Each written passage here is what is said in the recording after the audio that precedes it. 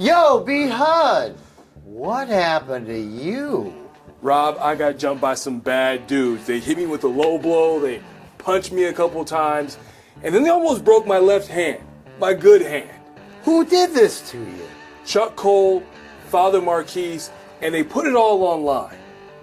I've heard of those guys.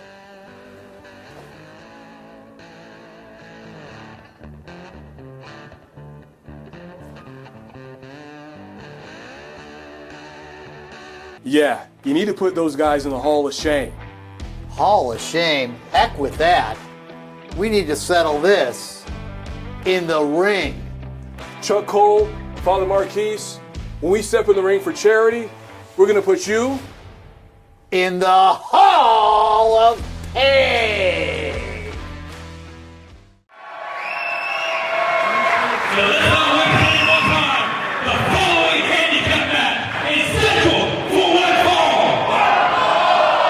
Hey, look, Jon'tae, it's good to see you again.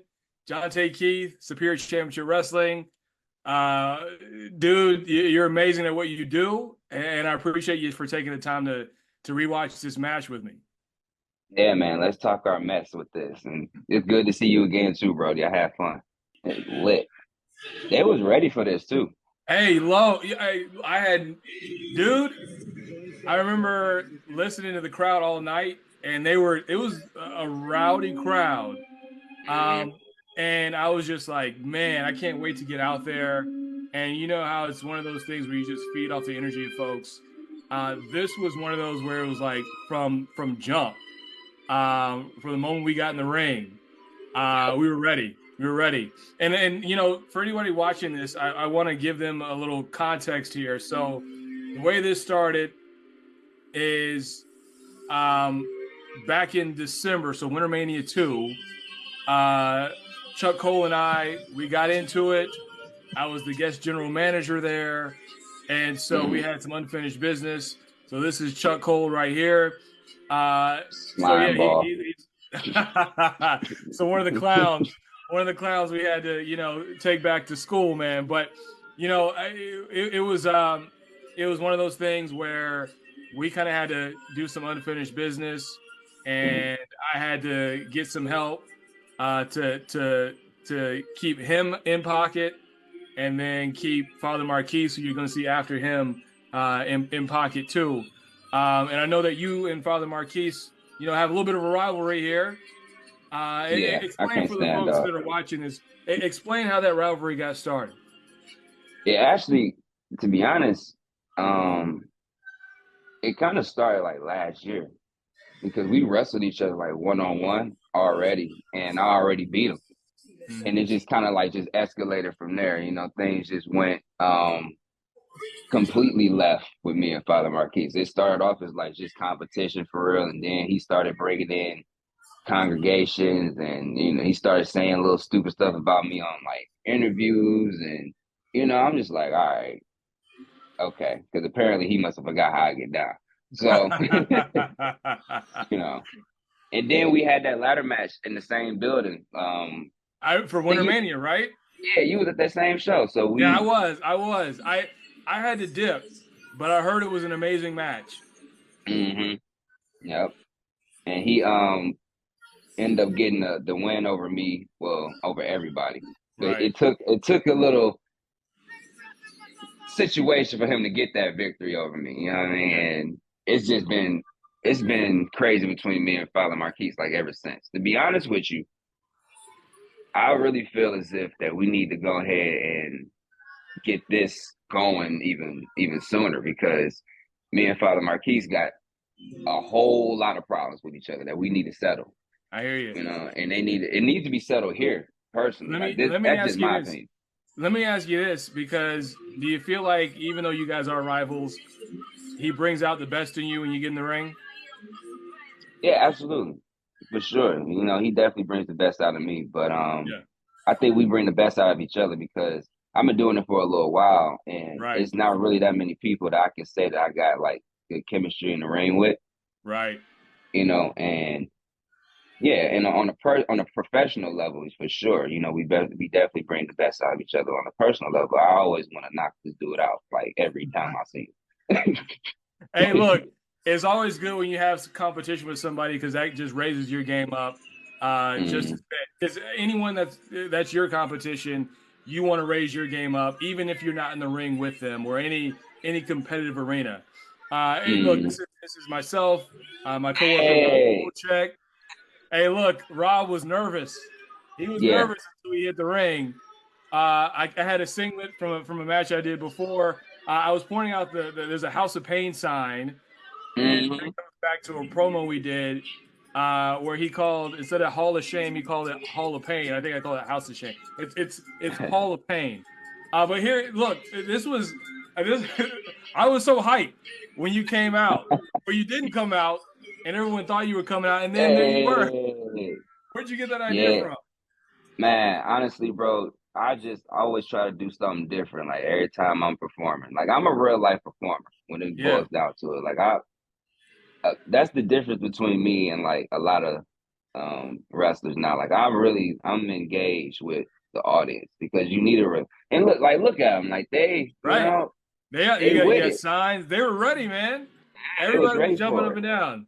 Absolutely, There's and people that's there's that you can't on the hard cam. There's people you cannot see on the sides, but they were mm, hyped too. Um, yeah. I'll confess something for you, man. I got so hyped in your entrance that by the time the match started, I was already gassed.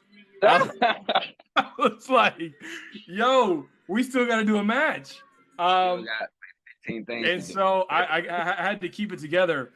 And I was telling some of the guys after, I said, "Yo, I was jumping around, and um, I was so excited when you came out Mm, that I kind of got tired. I was like, hey, I need to keep it together. I need some water, you but know, uh, and but yeah, with, just to pull the curtain back just a little bit, yeah, you really did like you and Rob did like an amazing job. You know what I'm thank you, saying? And, thank you, and I think it's just because the fact that you guys are always around, like you guys have a natural personality. Y'all on TV already. You know what I'm right, saying? So that's just being able to connect with people and to be able to entertain them wasn't it didn't come like hard for y'all at all because y'all yeah. always in front of people as it is. So I think that's like that made it even better, to be honest with you. But y'all really did an amazing job. Thank you, thank you. Yeah, I think it's one of those things where when you're in the ring, um, you kind of want to make sure and for Rob and I we didn't want to let you down. I mean we didn't want to let everybody Uh, down. And we wanted to make sure that if we're going to um you know be in the ring, we want to be the best versions of ourselves. Like we don't want mm, to get in a ring and half do something.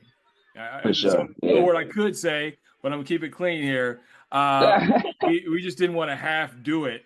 So that's why we wanted to put in the time to practice. And there's videos. There's a video of us that we did. We did practice. We got better. And then we did some practicing before our match. And I appreciate what you were able to do with that too. But I think Absolutely. for Rob, this was the first time that he did it, second time that I did it. So, I wasn't as nervous. I know Rob was a bit more nervous than me. Mm, But, you know, I think once the match started, I think it was good. So we were all good. absolutely. They were all good. But, when we have somebody to kind of guide us along, we're Mm. very appreciative of that. I also got to ask you, because this is I saw you with the Kobe fit. You got the Martin fit. Where do you get your fits from, man? Man, I literally just like go to either I go to Snipes and grab my jerseys or I just grab them offline, to be honest with you. Like I got a whole Yeah, collection of jerseys, bro. Like yeah, yeah, yeah. 'Cause I think you had the McGrady fit too. McGrady, Ivo and Kobe. Like I'm just be coming out with like random people for real, for real. And it's Is just there one? Is there one jersey that you haven't gotten yet that you want to get your hands on? I need to get that Vince Carter jersey, bro. I need to Which grab one? that when he was in Toronto. I need to Okay, grab that one for sure. That's my next one. And I there just you go. grabbed Having a the little fun here with Chuck Cole's outfit, and that just came natural, man. Like I said, when you had that on, I was like, let me help my man get a picture in these. That's all what wrestling is right there, bro. This right here, you know, and I'm probably going on a little tangent, but Yeah. this right here, what we're doing is completely what professional wrestling is, man. Like we are engaged with the audience are engaged with us, and we're not going out there. And I feel like we're not insulting nobody's intelligence. Right. To be honest with you, like it was good that you was in the ring with folks that have a mindset on like actually how professional wrestling works, and just not going out there just doing a whole bunch of moves.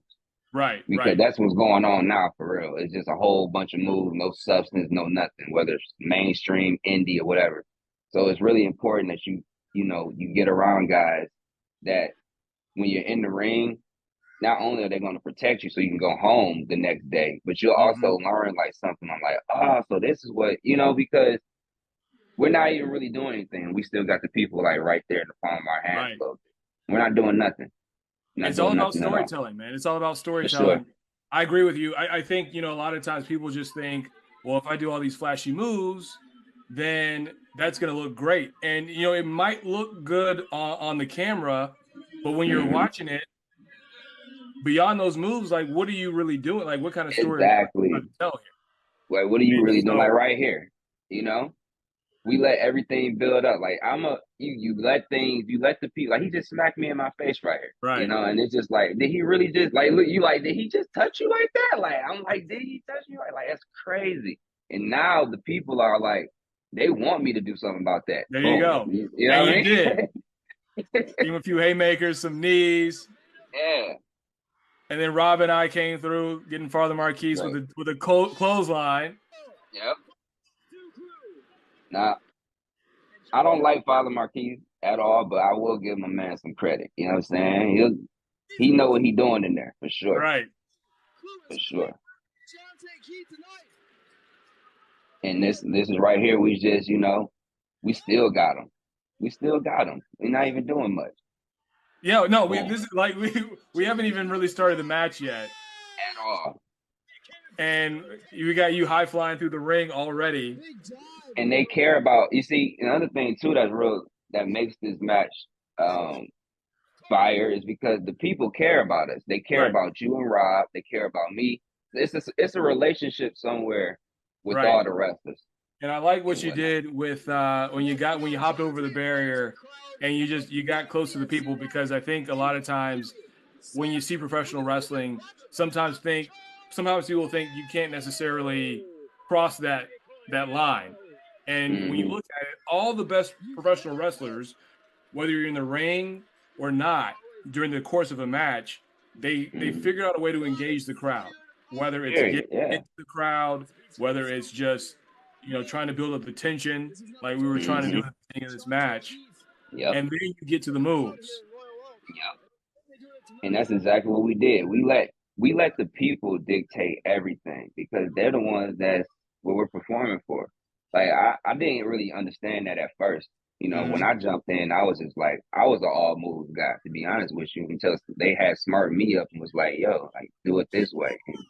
Oh, look at Rob. Let's go. Rob came through. I think you were on the outside. You were just getting back in the ring when he started doing that. But he had to learn. Like, all right, I gotta make sure I hit him with the elbows the right way. So credit to Rob for dedicating his time to wanting to do this. And so I came through with the clothesline. And this was the time I was like, so I've done the Stinger Splash before. I always like to try to get the crowd hyped. So you got the right idea. And that's what it's about. It's about the crowd. It's not about like the people in the back that you're trying to impress. It's not about that. Right. Because why impress the folks in the back and they not paying you? The people. Right. Yeah, right.